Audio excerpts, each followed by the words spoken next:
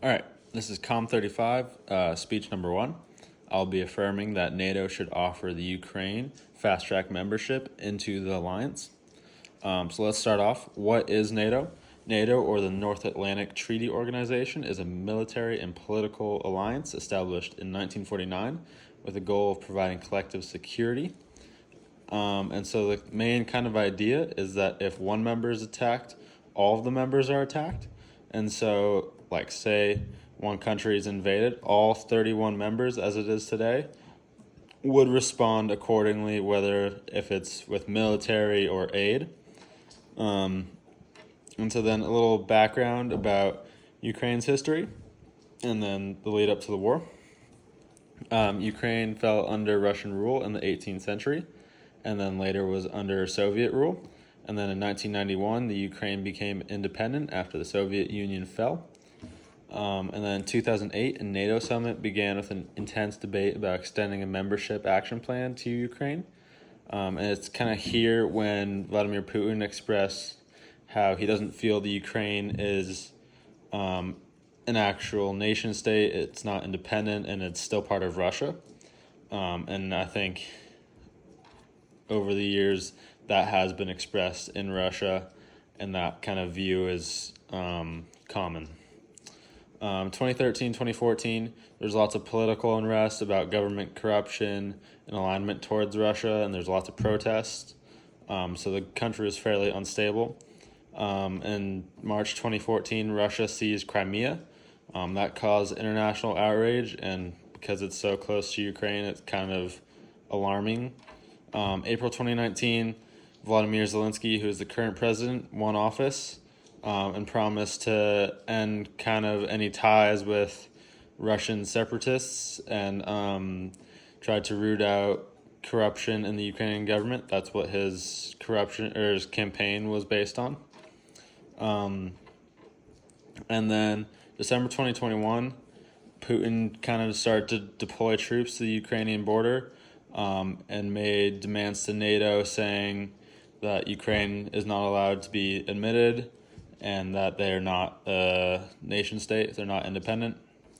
And then February 24th, 2022, Russia seized about a quarter of Ukraine's territory within the first few weeks of invading. The plan was to topple the government in Kiev and kind of work as fast as possible, which reminded me of Hitler's blitzkrieg kind of land grab.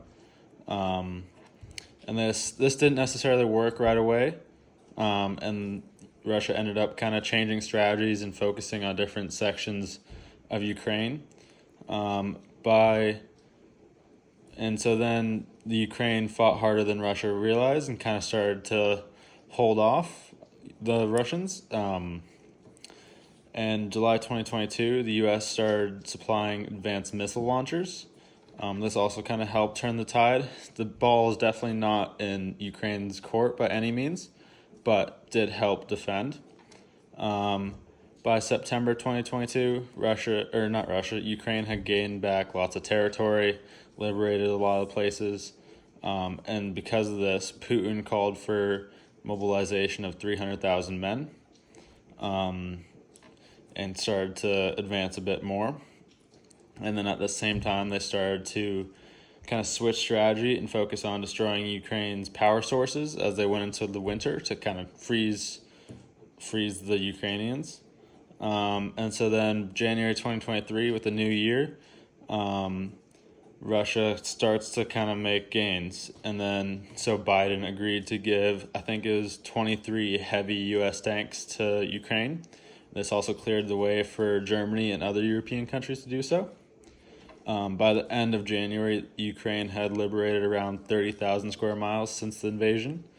Then that February, Biden announced $500 million in assistance. But 2024 assistance is kind of at a standstill from the U.S. as the hardline Republicans in Congress are severely opposed. So that's kind of where we are today. The Ukraine is definitely not winning the war. Russia definitely has the ball is kind of in Russia's court. So let's look at NATO. So NATO has a few different requirements. They have political requirements. You have to be democratic, have human rights and rule of law. You have to observe those two, and then have civilian control of the military. There's military requirements. The country must be willing and able to contribute to NATO's defense missions and operations. As it stands, Ukraine wouldn't necessarily be able to contribute right now, but they would in the future. So they do fulfill those first two requirements. Geopolitical requirements basically means that they have to be in Europe or North Atlantic. And then the fourth requirement, security commitments and contributions, is where Ukraine kind of doesn't necessarily check all the boxes, because it says they have to have peaceful relations with their neighbors and resolve any international disputes diplomatically. That's not necessarily going on right now. And then the candidate nation must be able to demonstrate it can uphold and contribute to NATO's collective security. It's not necessarily demonstrating that either right now. And then there's also a strict approval process where all 31 current member states must unanimously agree to extend an invitation to Ukraine. This is the standard procedure for admitting a new country. And so kind of an outcome of becoming NATO, I think it would end the war, as 31 countries, including the US, can kind of strong-arm Russia into backing off. With these days, with nukes being readily available, I think either side doesn't want to destroy the world by sending nukes just having a nuclear fallout.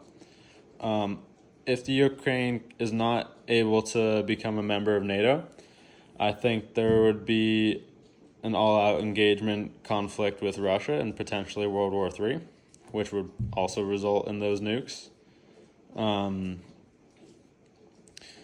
If Ukraine does end up being part of NATO, it could kind of make Putin even madder and kind of maybe try and make some more alliances with China or other countries, and kind of create more conflict. So that's one reason that the Ukraine should not be a part of NATO. And then also, I'm playing devil's advocate here for these should not reasons. If the Ukraine is let in, all countries with conflict should be let in. Like, there's Israel and Palestine and all sorts of conflicts going on the road, China and Taiwan, just for examples. And so why would Ukraine be special apart from being in Europe to be part of NATO? Again, those are just my devil's advocate claims, but I do think that Ukraine should be offered fast-track membership into NATO so we can potentially de-escalate the situation and strong-arm Russia into being submissive and backing off.